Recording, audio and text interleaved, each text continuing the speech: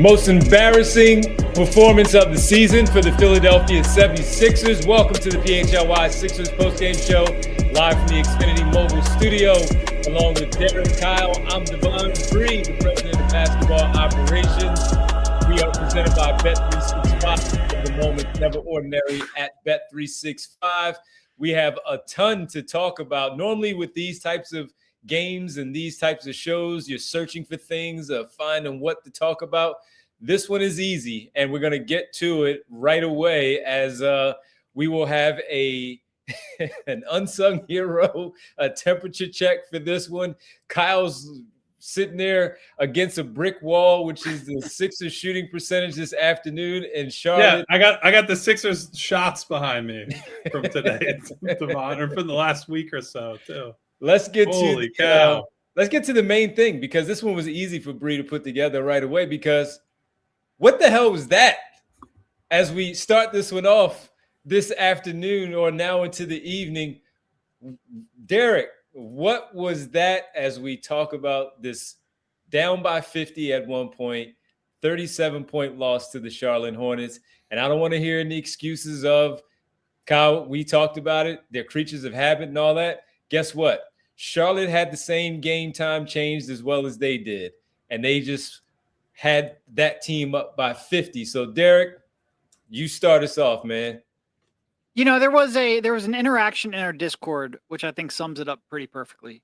Because through the first quarter and a half, maybe, I'm sitting there like, you know what? Every team has awful games. Like, every team's going to get blown out from now and then. Everyone's just going to have a game where they don't have any energy and kind of look past it. And then, you know, obviously the rest of the second quarter happened. And then the third quarter happened, which amazingly got even worse. And there was someone in the Discord that mentioned, like, hey, this Charlotte team beat Oklahoma City by 23 or something not too long ago. And then someone just responded, 23 isn't 50, guy. And it's a very different, there are games where you will get blown out. There are games where you won't have the energy. There are games where, you know, you look like your attention isn't there and maybe your shot's not there, and it can compound and snowball very quickly. And then there's being down 109-59 to the Charlotte Hornets. And yes, Charlotte is, I think, a better basketball team than most people in this chat will probably give them credit for. If you just look at their record, I think you're underselling how much better they've been playing of late, how much of a threat they are on offense, yada, yada, yada. But they stink defensively, and you should be able to get pretty good shots against them. And through three quarters, the Sixers did absolutely nothing. And the Sixers can come out here. You know, I think they shot 5 of 18 in the third quarter. They're shooting 29% after 3 quarters of play. And yet that's not even the side of the court that I was most annoyed by. Their defense stunk. Their defense, their man-to-man defense stunk. Their transition defense stunk. They didn't match up. They got, their rotations were bad. They were miscommunicating. Everything about it was bad. And it was one of the worst. Legitimately, they had the start time changed, and I'm not sure if anyone on that team knew it. I just want to make a note of the fact that Jared McCain hit 3 threes in extended garbage time, and they still only made 9 threes as a team in an NBA game. If he doesn't hit those, they would have been 6 for 28 as a team. There was a point in the game where they had 2 made threes on offensive fouls and 3 made threes for the game. I understand why the defense maybe irritates you more, Derek, but to me, I think a lot of this flows out of a young team has an absolute disgrace of an offensive game, and then on the other end, they're just like, why bother? Why care? They got so in their heads about, boy, I can't make anything. This guy can't make anything. And offense is so hard. And so why am I going to dig in? It's the front half of back-to-back. And, let's feel sorry for ourselves because Joel and PG aren't playing. And, to me, that's what flowed through the entire game. It almost felt like they walked into the arena saying, we don't really care if we lose this game because we have a built-in excuse to play poorly. And I think it starts, frankly, with Tyrese Maxey. He never got into that game. And it's one thing when, a Trendon Watford, Justin Edwards, the two-way guys, one of them comes in and they're not professional, they're not hitting shots, whatever it might be. you sit them down and you say you're not playing. Like, it's easy enough to manage that. When the star player comes out and clearly doesn't really care or get invested in the game from essentially the opening tip, everyone else is going to follow. We've said it with Joel for many years when Joel would come in and have a half-hearted effort on defense, or he's not getting the ball where he wants it or when he wants it, and then he drops his shoulders and he's worried about the wrong stuff. So when Maxey does it, I don't care that $100+ million in salary was on the bench. I care that he didn't show up for the game. And it was some of the worst decision-making I've seen from him on offense all season.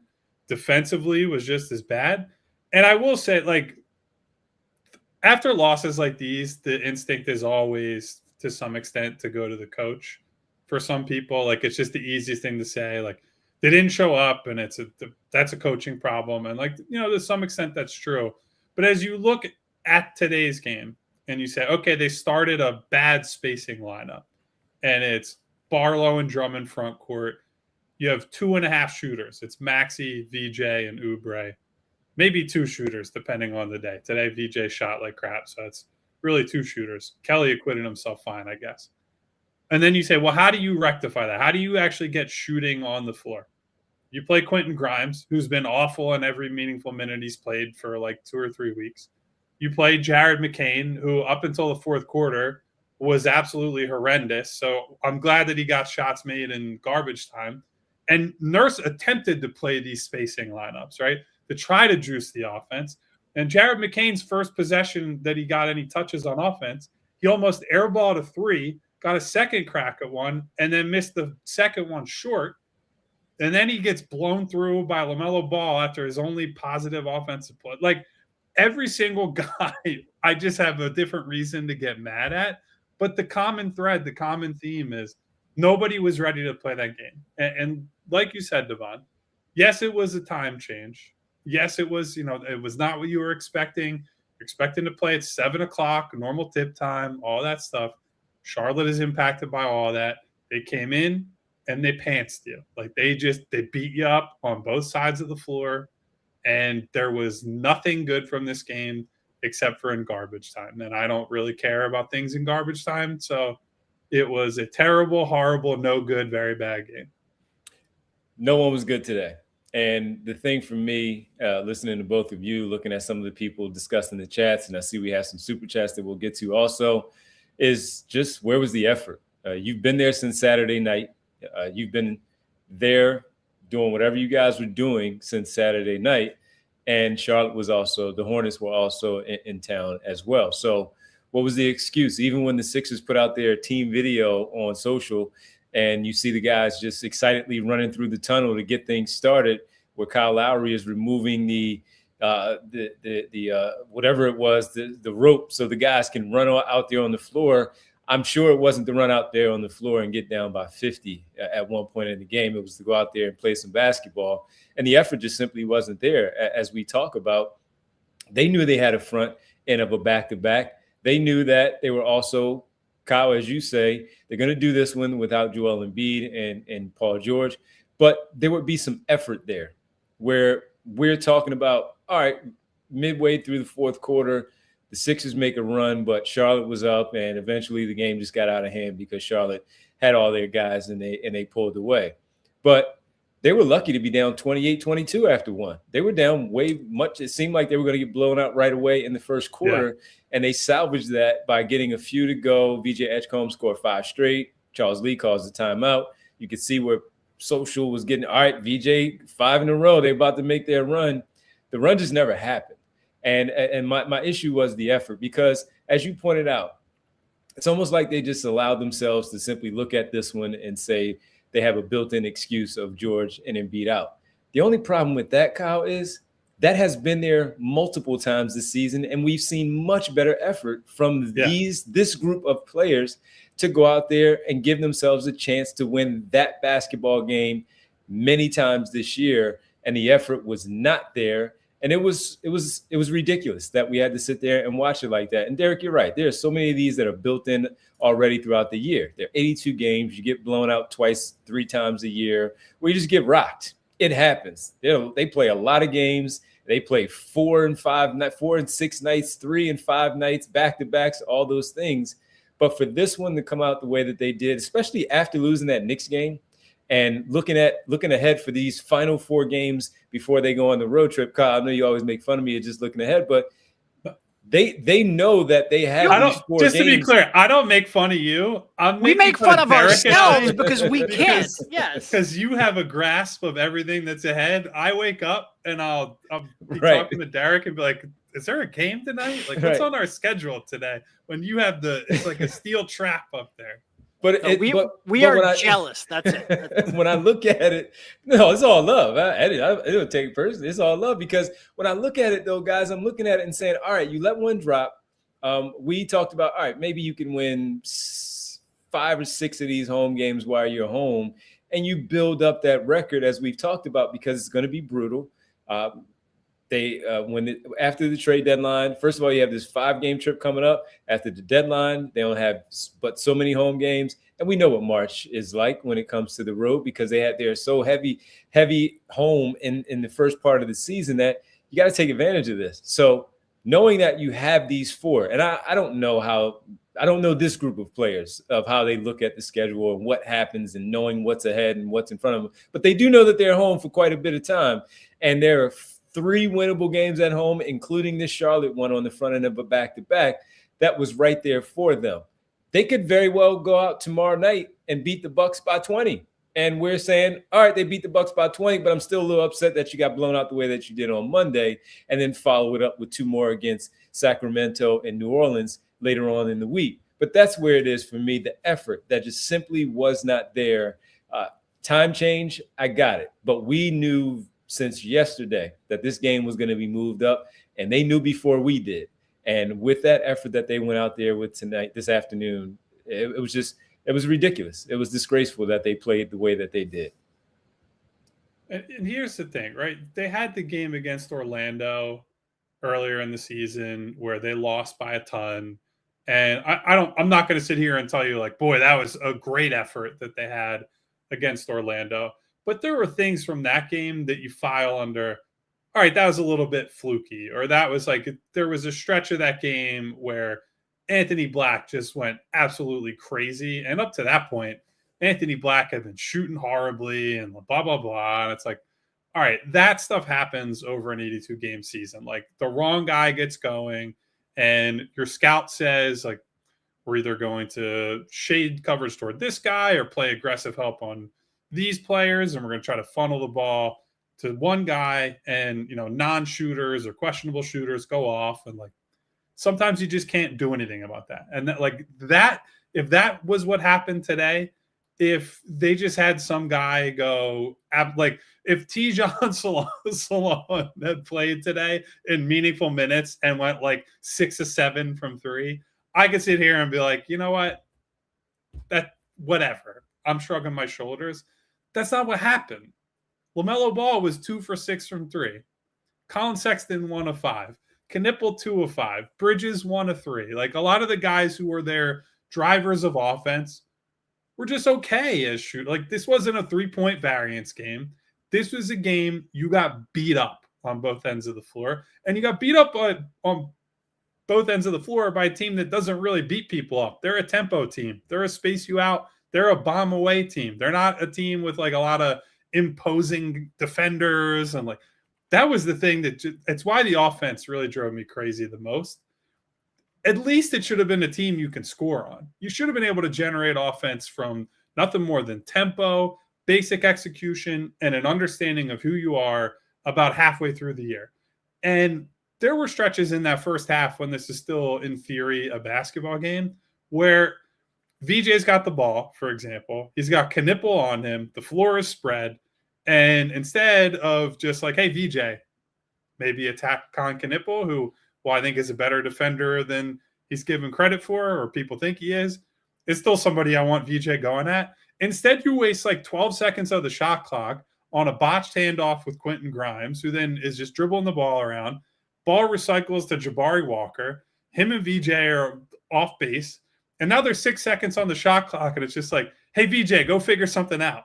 It's like, there's no process here. It's just a bunch of guys like going side to side and trying to execute dribble handoffs. It didn't feel like they had any plan or purpose on that end of the floor. And you really shouldn't need some like heavy scheme busting offense to be able to beat the Charlotte Hornets. They have plenty of guys who are regular rotation players who are, we'll say charitably, on the space cadet end of the defensive spectrum. And they made those guys look like the Thunder. It drives me crazy when you have a game like this where it just feels like nobody's head was in the game and you can't execute just basic offense against a team that basically wants you to score. They are inviting you to score. And to not be able to do so, and then compound that with, as Derek pointed out, awful transition defense, awful matching up in early offense. There are times when guys are just walking into threes in early offense and the Sixers are quite literally running away from guys as they're staring down threes in transition. And it's like, okay, I guess I'll take the shot. Yeah, you're going to leave me here? Okay, cool. On every level, just a colossal failure today. And despite all that, like, yeah, the process offensively sucked. The defense sucked. They sucked on the glass, too. Like, the Sixers missed 55 shots to Charlotte's 38. And yet somehow Charlotte had more offensive rebounds than the Sixers. If you look at it on a per possession basis, the Charlotte offensive rebounding rate almost doubled the Sixers. They did, like, all right, if you're going to have a down night shooting, you got to play good defense, you got to get back in transition, you got to win a possession battle. They did nothing. They did nothing to overcome their bad shooting night. But aside from Absolutely nothing. And I looked at that 19. They were minus 19 on the glass.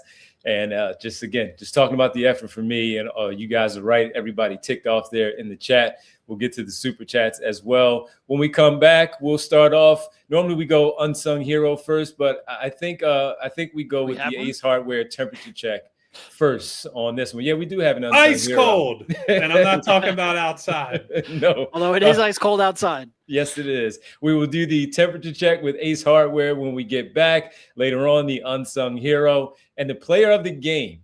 I want everybody to take a guess in the chat who the player of the game is. Honestly, you always give us the unsung hero. We'll take that a little bit later too, but we want the player of the game because we have a surprise for everybody, I think, tonight on who we have for the player of the game. It's the PHLY Sixers post-game show. We are giving a better effort on this Monday than the Sixers did. They lose, blown out, embarrassed, 130-93, down by as many as 50 points in this basketball game. We're breaking it all down as best as possible right here on the PHLY Sixers post-game show.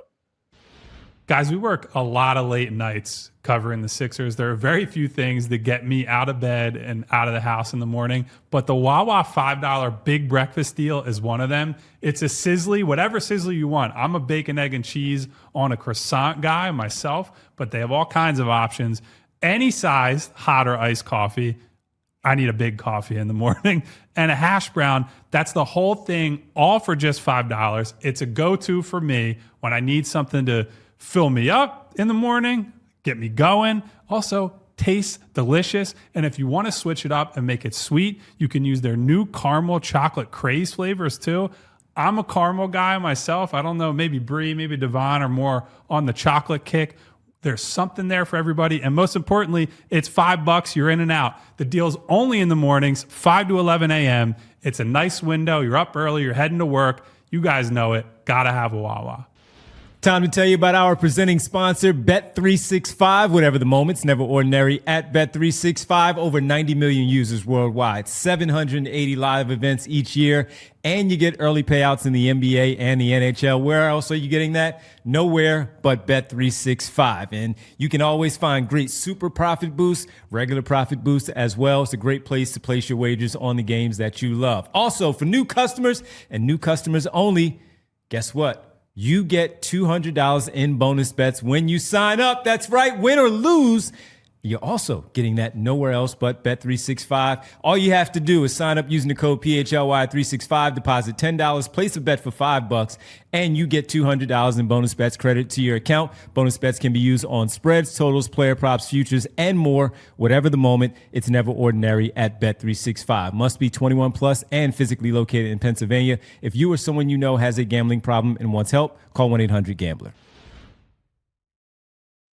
Boy, welcome back here on the PHLY Sixers postgame show. I hope everybody went to Bet365 and took the live numbers on that one, man. I hope you did. You might have made some money tonight with this basketball game. All right, as I'm sitting here, because we are. Devon tried to get a little mid ad snack in, didn't time it right. Is that your Wawa Sizzly? Because you got the big breakfast deal earlier today, got a little leftover, maybe That's a little right. hash brown. That's right. Got that too. Yeah, walked right to the Wawa as Derek is showing off the mug there. Oh yeah. Walk right to the Wawa. Got some grub this morning. Since we're all snowed in, let's get to the Ace Hardware temperature check presented by Ace Hardware Home Services. Visit acehardwarehomeservices.com to get started on your next project. Well, Kyle, let's get started because the heating up, cooling off player of the day is Tyrese Maxey, 3 for 12, 0 for 3 from 3. He did have 7 assists, but he finished with a season low 6 points in 25 minutes and 18 seconds. The only good thing that happened today was that he only played 25 minutes and 18 seconds. It's not the first time we've said this recently, but what's cooler than being cool, Devon? Ice cold. That is Tyrese Maxey today. It's been Tyrese Maxey in a scary amount of games recently, honestly. So we'll separate this into a couple of buckets. I think there is definitely evidence supporting the fact that he is just tired. One, Exhibit A, he told us he was tired. I rest my case. But there's that, and there's also like some of these jumpers are falling short. He does not seem to be able to dial it up quite as much as often throughout a game. I get all that. We're approaching the deadline. We're approaching the All-Star break. You're hoping that at some point you can buy him more time, more rest. I do think when they've been fully healthy, they've been making more of an effort to say, Joel can play bigger minutes.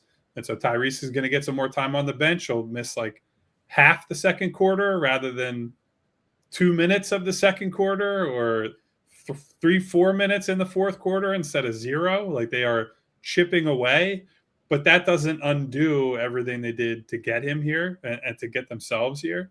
So there is the workload, there is the minute count that has to be taken into consideration. But like that doesn't explain the totality of what happened today. Even a tired version of Tyrese Maxey is better than what we saw. I think there are a few things going on. One, the Hornets were always going to try to sell out on him and make him more of a passer, take him away as a scorer. You could see them shading help his way off the ball. Not dramatically. They're not trapping him necessarily, but they're showing him bodies. They're asking him to make decisions. And so he played a little bit passively at first. But when he did attack, like I said it earlier, I think he took 2 or 3 of the worst shots I've ever seen him take today. Like just absolute 13, 14-foot junk shots with a hand in his face. Felt a little bit like he's hoping for a bailout from the officials or maybe an act of God to save him. Like I don't know what he was hoping for. He threw one up into basically the underside of the rim near the basket when he got a little closer. And I get it. He's tired. He's overworked. He didn't have the other 2 veteran stars today. But I said this in the recap, and I already saw it happening in the chat. I think there are people in this fan base who want to have it both ways with Tyrese Maxey, where when they win, he is, oh my God, he should be an MVP candidate. He should be all NBA. And I think he has deserved that sort of discussion this year. But when he doesn't play well, it's always somebody else's fault. It's always, well, Joel and PG didn't play today, and the team is more built around Joel and blah, blah, blah, blah, blah. And they're acting as if this is not a max contract, all-star starter player and taking his agency and his contributions to this team for granted or taking it as if like, oh, it's just he's a luxury player, right? Joel's the guy who's got to deliver. Like, no, this guy is supposed to be there every night in every context. And that doesn't mean he has to have the same exact numbers, right? He's going to be near his averages. Maybe the efficiency dips. Maybe this game you need more playmaking from him rather than scoring. But like the amount of excuse making for him for laying a turd on the court today is mind-boggling to me. That was a game he did not show up. He was never there from the opening whistle. If he had gone 3 for 20, but had been like, man, he's really active on defense. He's trying to make stuff happen. He's rebounding. He's making plays at the rim, whatever it might be. That you could say he left it all out there. He very clearly did not leave it all out there today. Devon is apparently leaving in the show. And now it's just Derek and I. But the point is, I'm very discouraged by that game in a way that is a lot different than some of these other ones where he just didn't shoot well. Yeah. Look, I do think that he has been like, I think the way you started off, I think is true. I think the minutes have been getting to him. You know, last 6 games, he's shooting 26% from 3. A lot of them are coming up short. You mentioned they're finding ways to get him a little more rest. And by a little more rest, it means that he's playing 39 minutes per game instead of, into the 40s. Baby steps there. Yeah. I do think eventually, like, there is going to come a cost to playing him and relying on him as much as they did. And that cost is going to be you're going to have a 6, 7, 8 game stretch in the middle of the season where he is tired, where the shots are coming up short, where he's leaving some of the floaters short. And hopefully he can get his bearings back with the All-Star break. Even though he's playing, it's obviously a much lower workload. And then there's today, this afternoon. And I agree 100%. He just wasn't there mentally. Like, he was not ready for the game plan wise, effort wise, attention wise. He wasn't there. And that's the one where, like, I'll give him a little bit of grace on that because it just doesn't happen all that much. Even when he's struggling in the weeks or two leading up to this, he was at least there mentally. This was pretty much an aberration. So hopefully he can flush this one pretty quickly. Hopefully he is good to go tomorrow night. My longer term concern isn't that he's going to have too many more of these games. It's that he's going to have more games where he's shooting, 2 for 10 like he did in Houston or against Houston. And he had a good game against Houston, but I'm just concerned that the shot's going to keep coming up short because the legs are so tired because they rely on him so much and because he plays so many minutes. So I think he is the driving force for why this game sucked. I hope, and I hope I don't look like an idiot saying this, I hope that's just a one-night thing. We all know he's tired. Here's the other thing for me. Apparently you were tired too, Devon. I was fed up. I had to watch all of that, man. I was fed up. Got tired of it. But we talk about the tiredness, and they have multiple games before the All-Star break. So he has to play. There's nothing that they can do. He has to play. And then when you do get to the All-Star, he's a starter. He's going to play. I don't know, whoever knows how many minutes he's going to play. He's probably going to get asked to be a part of the three-point shooting contest. Probably going to be asked to be a part of the skills competition. I don't know that he's going to take and accept both of those. He might accept one. How much of a break is he going to get? And while the All-Star break is a pretty long break now than it used to be, he still has stuff to do that weekend where he's not resting, and he's going to be doing some basketball activities overall, where we all know, including him, because the first example is, as Kyle, you said, he told everyone that he's tired. And that stuff is right there for him. So that's the other part for me. They have a lot of games left that he has to be Tyrese Maxey in order for them to win. And if he's already gassed, what is that going to look like? Sure, Joel Embiid and Paul George may be on the floor for a good portion of them, but they have two more back-to-backs before the All-Star break. They're not going to play in one of them. They're not going to play maybe in the second. Who knows? Or are they going to be split up again for those back-to-backs where you're not giving yourself maybe a chance to win if Tyrese Maxey is not Tyrese Maxey out there? So that's going to be part of the problem. If he's fatigued, it's not going to get any easier for him. And by the way, for anybody, I already saw, I think Bernard sent a super chat in who said, this is my worst take ever. Yeah, there you go. Your worst take ever on Maxey. The standard I am holding Maxey to, Bernard, is the standard that he publicly declared for himself and for this team. He said on media day, he has said within the last 2 weeks, he has said every single time he's had an opportunity to talk about it this season. His goal for this season and this team is that every single time you turn your TV on, every single time you show up to the arena, there's going to be a standard that they have to meet, that it doesn't matter who's available. It doesn't matter if he's out, Joel's out, Paul's out, that when you watch that game, you're going to walk away saying, those are the Philadelphia 76ers, and I would think I should be, as a fan, I'm proud to watch that effort. If you're a media person like us here, you would say, hey, that's a team that's really out there competing. He did not come close to living up to that standard tonight.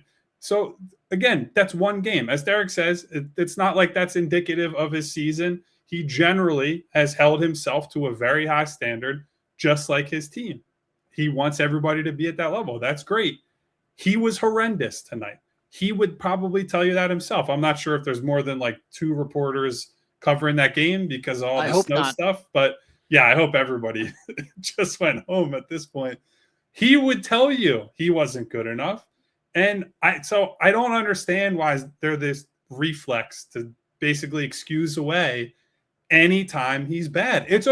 We can sit here and say he's bad without it being like, boy, it says anything about his character or who he is or where he's at in the league. Like, that was an awful performance. He may not have a ton of them, but it was one. And I don't want to hear any excuses about it.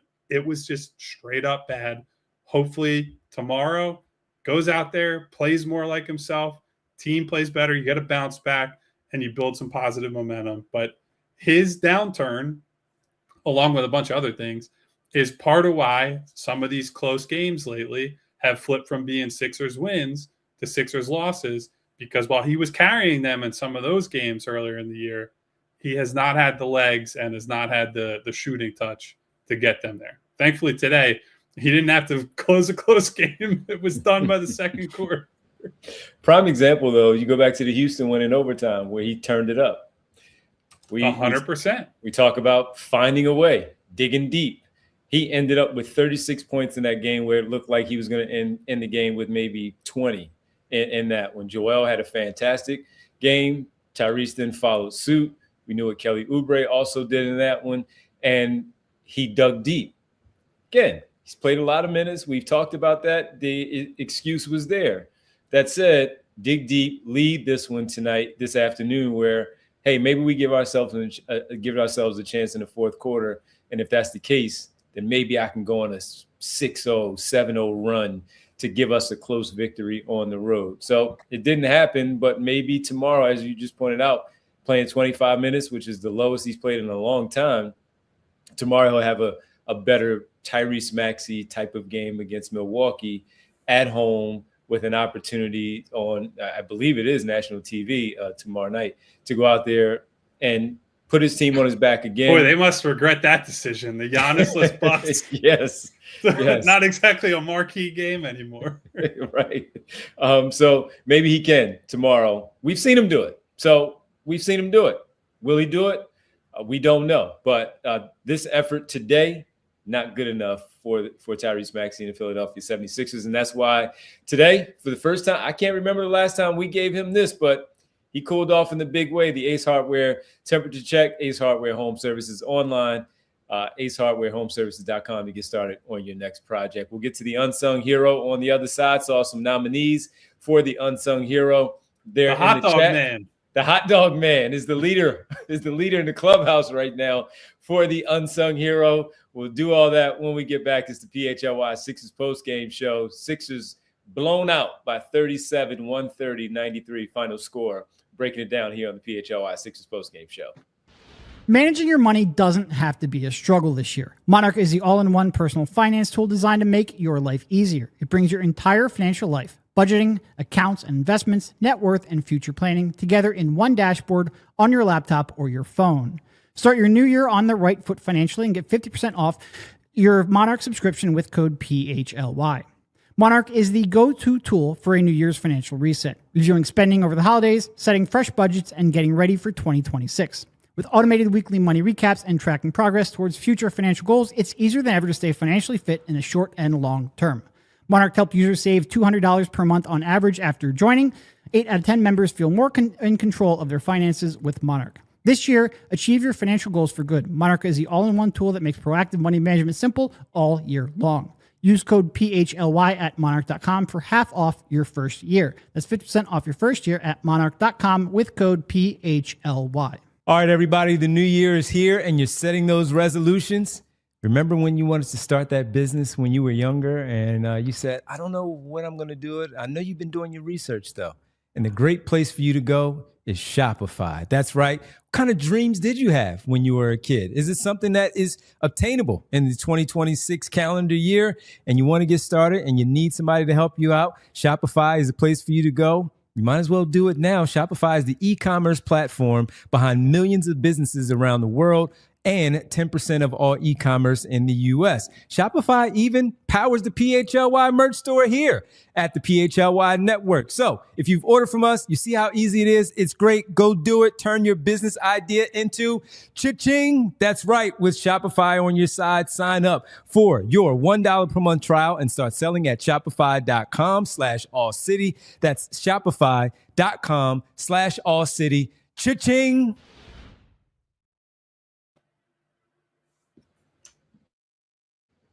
Back here on the PHLY Sixers post-game show. Thought Devon took another nap.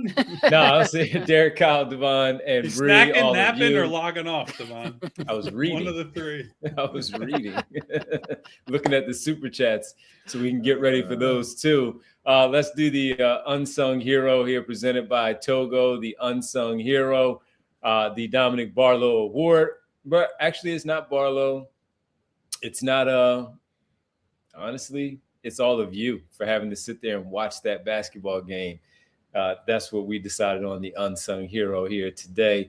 The leader in operations outsourcing. That's how bad it was. I mean, everybody dealing with the snow, everybody snowed in. You wanted something to kind of just take away from. You get some football yesterday. You ticked off about the Eagles can't get an OC and those games playing out, but entertaining at least for the second one to watch the Rams lose.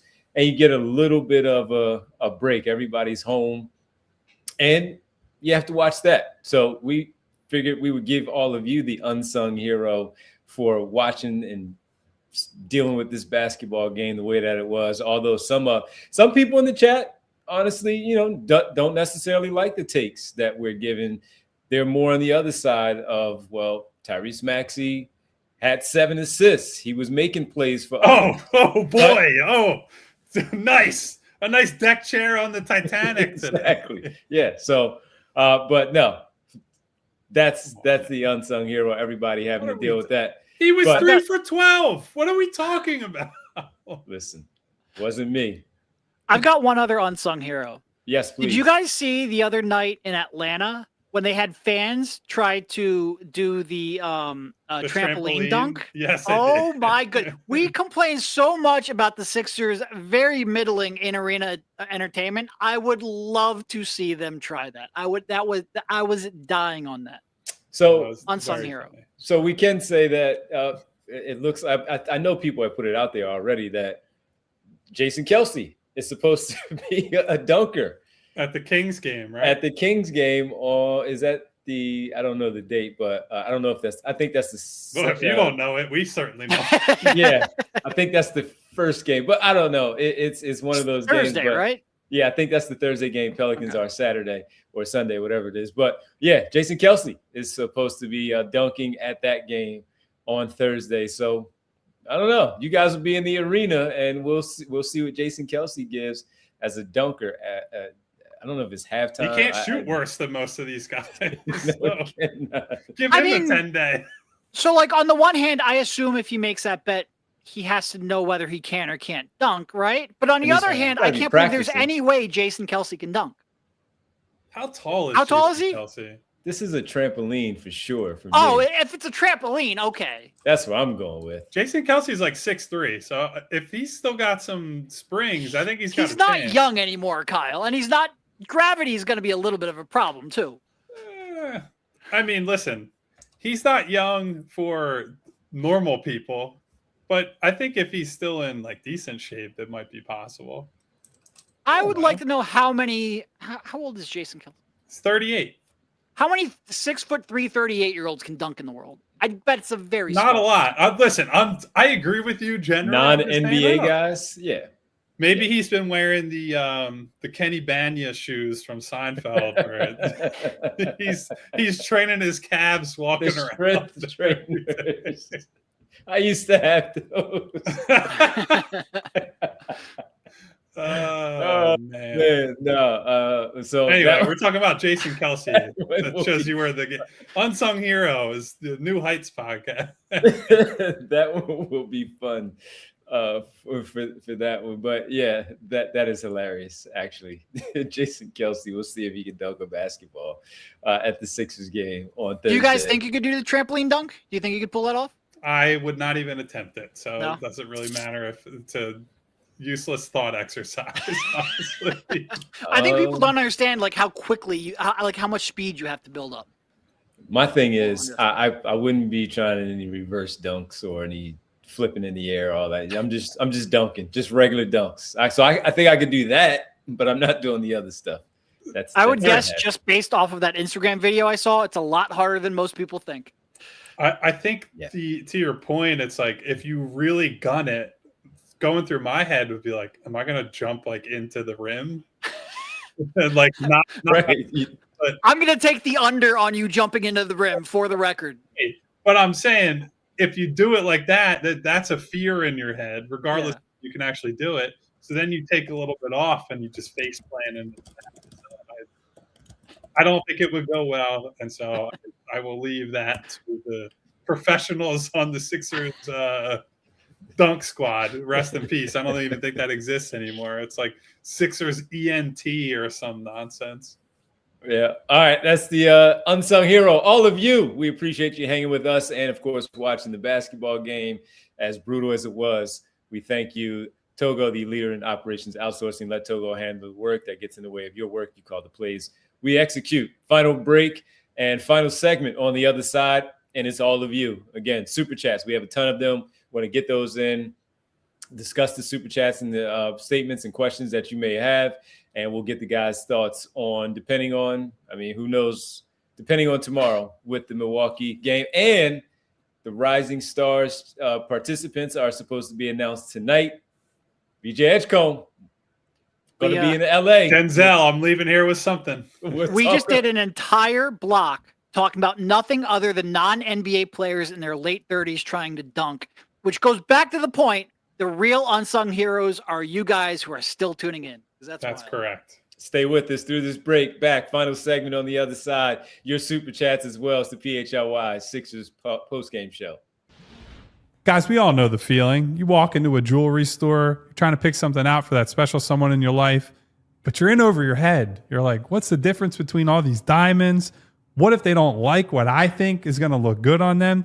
It can be a really stressful experience unless you're working with Joe and Michelle at Bucci's Jewelry and Design, which has been such a game changer for me. They make the whole process seamless. From the minute that you walk in, they treat you like family, and there's no pressure, no pushy sales vibe. They just want to listen to you. They want to help you figure out what it is, your partner, your mom, your girlfriend, whoever, your dog, even whoever you want to get beautiful jewelry for. They're going to help you figure out what it is they'll love, and then they're going to design it there custom for you in-house. They've been in the game for 30 plus years, voted Philly's #1 jeweler year after year. Over 1,000 5-star reviews. Speaks for itself. Check them out today at BucciJewelers.com and tell them the guys at PHLY sent you.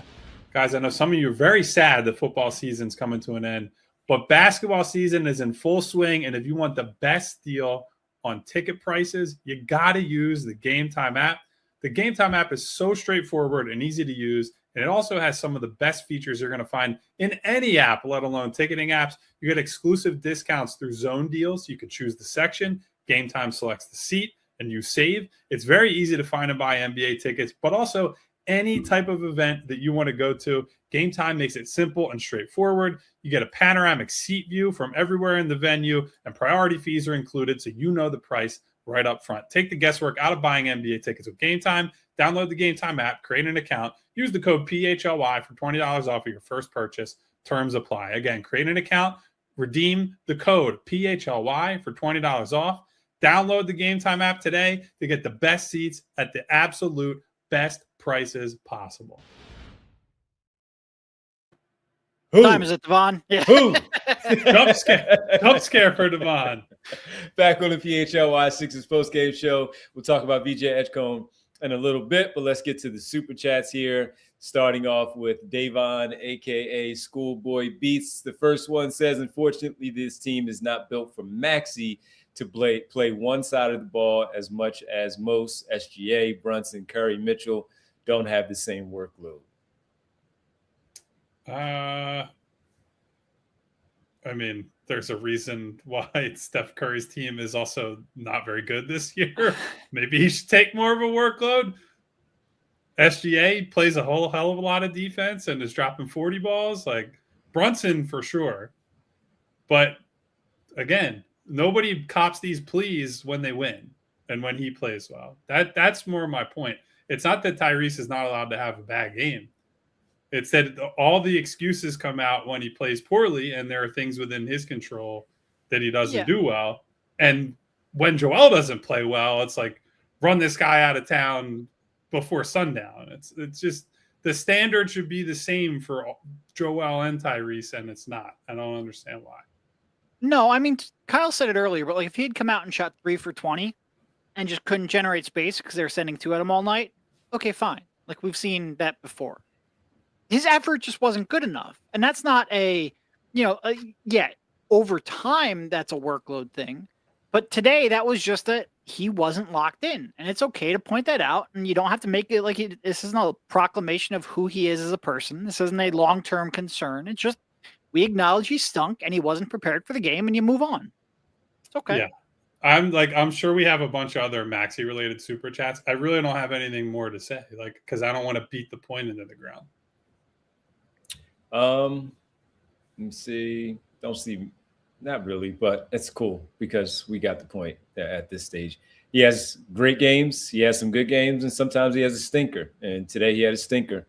Season low 6 points with Tyrese Maxey. Davon also says, what's the reason for both George and Embiid to sit this afternoon? Probably thought that they would win the basketball game without him so they can play on the second night of a back-to-back against Milwaukee at home so they don't have to travel. No Giannis. They just probably assumed that that's how they were going to look at it.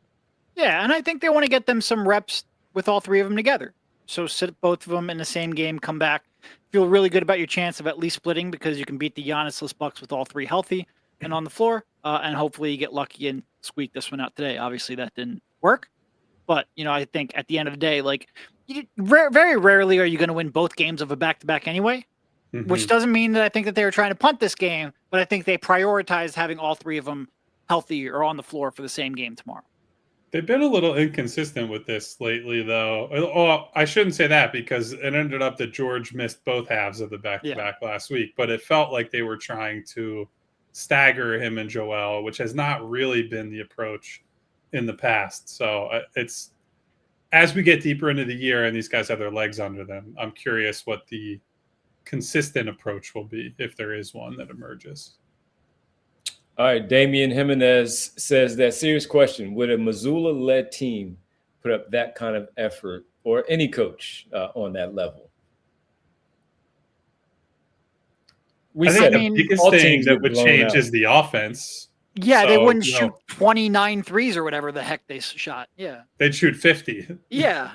So that's the starting point. I will say, I do think, and we were talking about this in the Discord at one point today. I think that's one of the things that people either aren't talking about enough or maybe just don't even think about, because we get a lot of, why are they shooting so many threes? They're not shooting enough. If you look at their volume compared to actual good offenses, they're not even in the ballpark of some of these teams. Like the Knicks, for example, are shooting 43s a game. So I just, that is a real thing. Now, the cause of that is probably worth getting into a little bit. Not here, but It's how do you generate threes? It comes from the structure. It also comes from the players and how they react to doubles and how they space the floor and who's on the floor. But they got to get more up for sure. That would be the biggest difference, having Missoula specifically. But every team and every coach has bad games. This just happened to be a particularly bad one. All right, let's go to Mr. Sandman. Can we make Kyle Lowry our interim head coach? This season is done. Not happy. They're not happy. punting on the season, and they're not changing coaches. No. But 1+ if they were to do this, you got a roster spot freed up. Yeah. That they have not filled all year anyway. Whoa, they filled it. They filled it Well, literally today, Kyle. Oh yeah.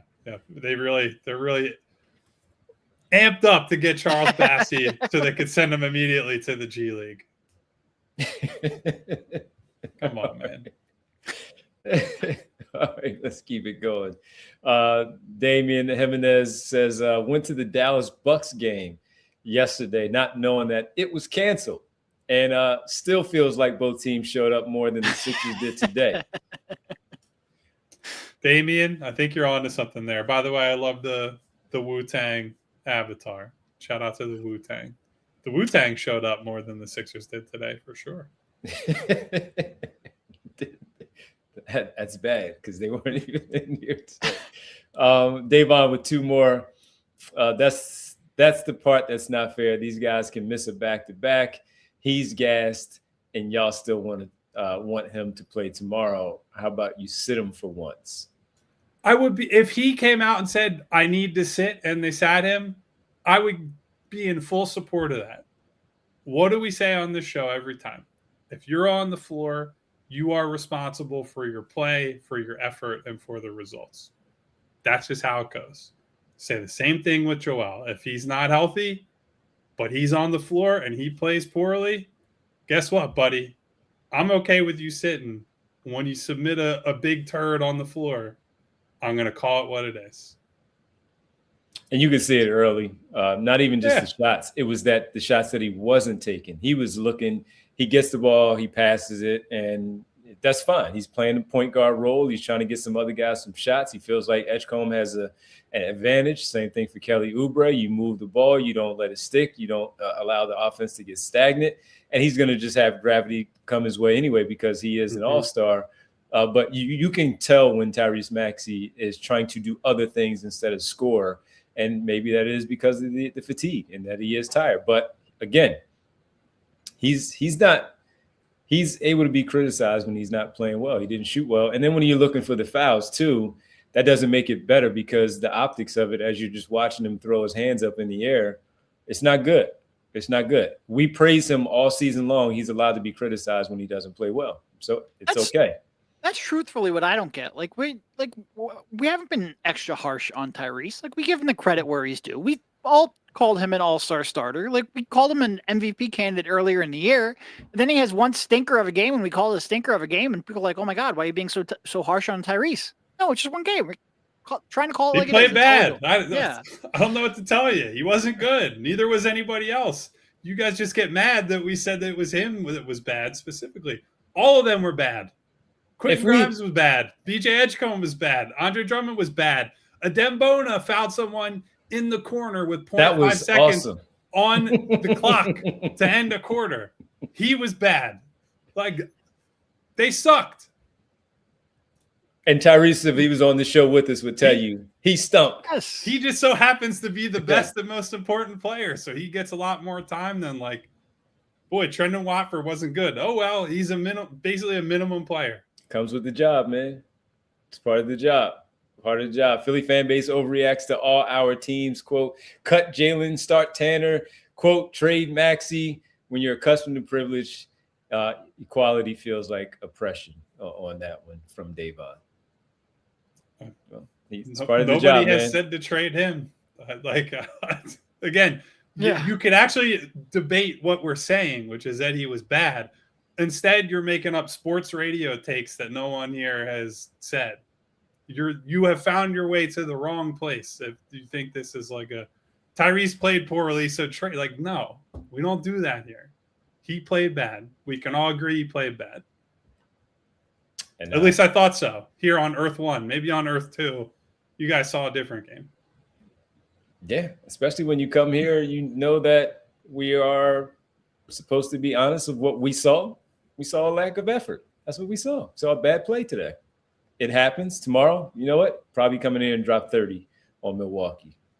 So we'll see.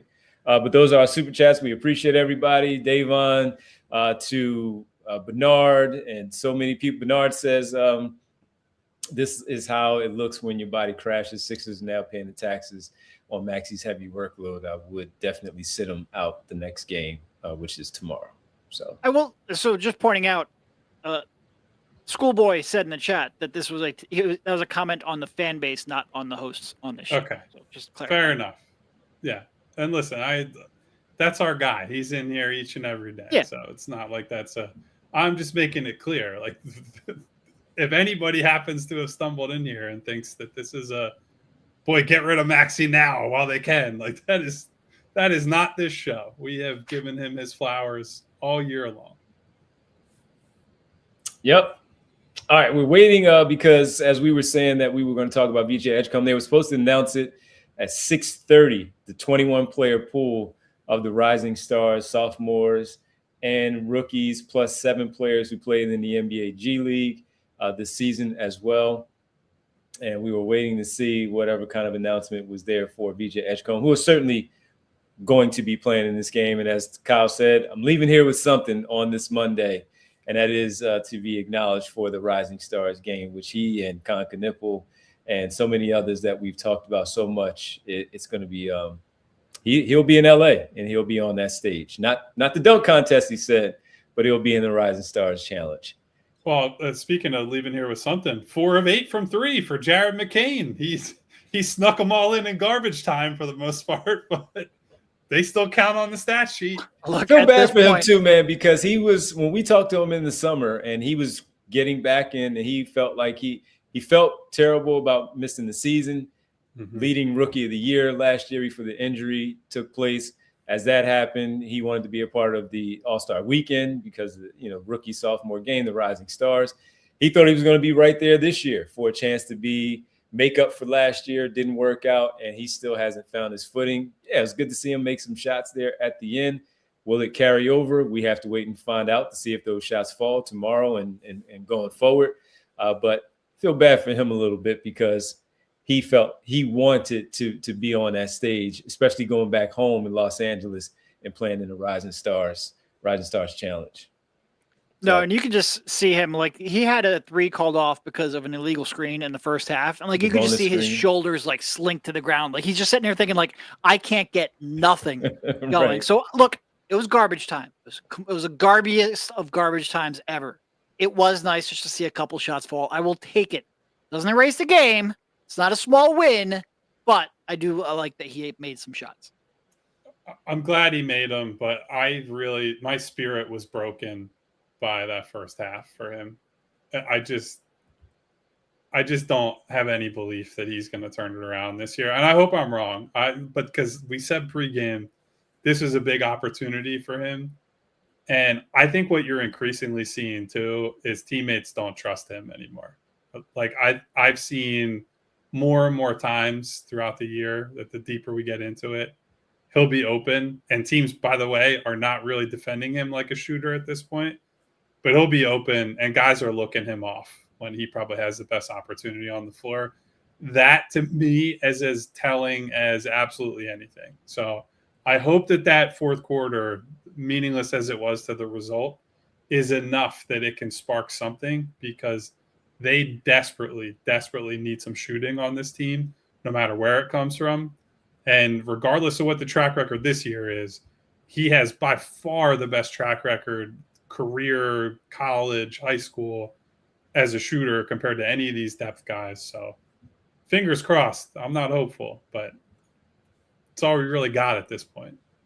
All right, we're going to hit a little overtime here as we get ready for roll call. We thank everybody on the television side. Head on over to allphly.com to wrap things up here on the show on this snowed-in snowpocalypse that we're all experiencing right now. And city already shut down for tomorrow also.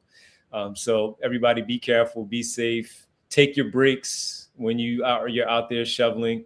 We've already talked about our backs are done. We don't want the same for you guys. So be safe, be careful, have the tea, have the hot chocolate. If you can walk to your nearest Wawa, go get the $5 deal with your coffee, your hash brown, and your sizzly. Look at that product placement. Exactly. And go in the house, put your feet up, and relax, everybody, because it's cold. And I don't know how true it is, but did you guys see already for the upcoming weekend? Oh, it's awful. Did you see that? It's awful. What specifically are you talking about? The weather? I'm just complaining about it not getting above 30 for like the next 10 days. Yeah. Well, there are also some stuff there, at least on our phones, that say, yeah, get ready for some more. So there's that. No. I can't do it. There is not a single day above 30 in the entire 10-day forecast, and most of them don't get out of the teens. And if you guys don't know us well enough, you know we hate the cold. I hate the cold. And we can't. Did you guys dig your cars out yet? I dug 3 cars out today. Yeah, I'm toast. I haven't touched it, so I'm waiting to go see what that looks like at some point. So tomorrow, I guess Tom does say, "Yep, another storm this weekend." Tom Jackson says there in the chat. So I don't know. This is ridiculous. But hey, this is where we live, so we get these occasionally. I love Philadelphia, and sometimes I hate Philadelphia. So that's... Do we need an all ORLO or something? Can we relocate? I would settle for if we started like an overseas branch, and I'll move to Barcelona, and you guys will never see me again. we got to get the secret from Kyle, who keeps teleporting to these different areas. So maybe we'll do that. We'll learn how to do that. I still haven't seen anything. So at the office. There we go. I guess now I'm in whatever this living room is. That's a stock background. There I go again. The shooting from Charlotte, the shooting percentage, man. The houses that they built this afternoon from your basketball team. All right, I don't see anything yet from the Rising Star. The second we finish, we will get the word that VJ. Well, real fast, I'll ask you this because you guys will be at the arena. At least it looks like you guys will be at the arena tomorrow. Just going into the Milwaukee game, no Giannis, and they have been a mess. We don't know what's going on with their trade deadline situation with Giannis. Bobby Portis' name keeps popping up in different areas. Just to talk to you guys about the Milwaukee Bucks, Sixers, hopefully Joel Embiid and Paul George play tomorrow. They need a rebound, and maybe this is the one that they just need to win tomorrow. Yeah, I would be not panicking, but I would feel pretty bad about a loss. Like, this is one that's irritating and you get mad, but it's ultimately like, well, whatever. I don't think that really says much about the big picture. If you then come back after that stink bomb and lose to the Bucks without Giannis. So look, Derek's at the office now. If you lose to the Bucks without Giannis, not left out. I'm sure after the game there were some choice words exchanged in the locker room, like a little let's say a spirited discussion would be my guess. If you then follow that up with another stinker, then and with Paul and Joel presumably in the lineup, that's when it would get into like, okay, how concerned are we that they have not played well for a lot of this pre-deadline stretch after it looked like they had finally turned the corner? We'll see. And I do, we talked about like a week ago, I forget what show it was, one of our rare 3 p.m. shows, about how bad the Bucks have been without Giannis. Mm-hmm. And this is a game, I think this is probably why you rest Embiid and PG, because you feel like you should have back-to-backs are tough. You should have a really good chance of pulling that one out tomorrow. So yeah, if they lose this one, given how much that team stinks offensively without Giannis, it would be concerning for sure. Yep. All right. Well, we can talk about VJ Edgecombe at another time when we know the full roster and everything with VJ Edgecombe. We know he'll be in Los Angeles for the Rising Stars Challenge, one of the 21 players from the pool that will be selected for that honor. It's time for the world famous on this Monday from home and teleporting from other areas, the office and bricks behind us, the roll call, world famous. Thank you to everyone for being here today. As Devon said earlier, you guys were the unsung heroes today. Not anybody on the roster, not anyone on the coaching staff. You guys, even when you were mad at me and us for thinking Tyrese didn't play well, it's all right. We're all friends, family around here. We're here to come back vent. tomorrow. It's okay. We do it again. We move on. Tomorrow is a new and hopefully better day. So thank you to Nona, to Jess, to Hedfa, to Jay of the Jungle, Mr. Sandman. Hey, ladies. To Damien with a super chat today. What up, Dame? Mom's grandchildren, of course, hanging out today as usual. Thank you, Mom, for the support. Thank you to Puppas. Thank you to Schoolboy with some super chats. Thank you to Music Lover, Yes, Mellow indeed. 3 Point, Remo K. Thank you to George. Thank you to Daniel. Thank you to Noir Lore. Noir Lure. I'm not sure I've seen that one before. Thank you to Noir. Thank you to Elite Run, Lost Sleep TV, PHLY Guy, Charles Johnson, Black Moses. What up, Chuck? Black Moses. SEC Outsider. Not an insider, but an outsider. But an outsider for the SEC, huh? So is that ACC? I don't know. I don't know. It's a good Big Ten? question. Good question. Thank you to Val. I think I forgot Val earlier. Can never do that. Thank you to Val. I actually got to see Val at a game recently. This week. I was able to pass on a bit of swag to Val. Lovely. Love seeing Val. Love seeing all of you. Thank you to Bernard with a super chat today, even though he said it was my worst take ever on Maxey. You know, it's all love, Bernard. You know, I still love you. Nick Aub. The crazy thing is we will see Tyrese tomorrow, and he would probably agree with everything we said on this. Correct. Eugene Ross, AA Ron, the court jester. What up, fellas? Shout out to everybody who was here tonight. Tom Jackson. Oh, haven't gotten to do this in a while. Darkness is in the building. Turn the lights down for this game. Throw it away. Darkness. I hope it's not real darkness over there. I hope you got power. I don't. Yes. I didn't hear about anybody really losing power. Well, I know that's knock something on that people. freaking wood. Holy crap. Knock on wood, obviously, but didn't seem like that was a major problem after this one, which that was good because I know there were some people expecting that. Thank you to Walter. Thank you to Vision. Thank you to everybody for being here. On the way out, if you guys could hit the thumbs up, the like on this video means a lot more than I think you understand. Helps me sleep at night. It's a shout out to Derek and Devon. It also is a thank you to super producer Bree, who even when we have to do middle of the show Brady Bunch square shuffling and Devon is dropping in and out, Bree is on it. She's got it under control. She's on the case. And also, hit the subscribe button, hit the bell icon so you get notifications each and every time we go live so that you can get more of these videos in your feed. Help us grow. Help us bring you more stuff whenever and wherever you might want it. Tomorrow we're back for pregame, postgame. Devon, it's an 8 o'clock game, right? 8 o'clock start tomorrow night. And so, yeah, we'll see you at 7:30 pregame. 7:30 pregame with Devon, Rich, and who knows, maybe all of us, depending on how the roads are tomorrow. I don't know if any of us are getting into that game tomorrow, but we shall see. Until then, stay safe, take care of one another. Goodbye, everybody. See ya. We all silly like the mayor.